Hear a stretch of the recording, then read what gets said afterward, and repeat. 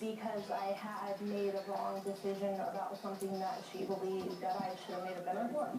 You were very explicit about her spitting in your face. Be explicit about what you did.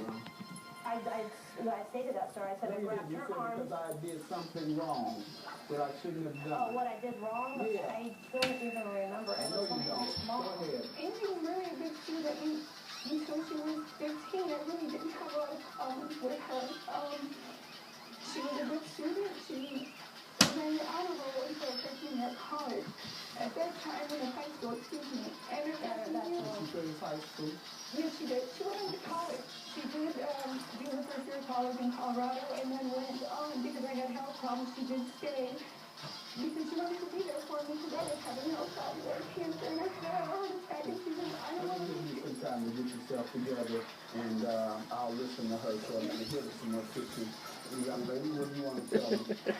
So I would like to start by telling my story first. Me and my mom, we've never had a good relationship between us. It's always been turmoil.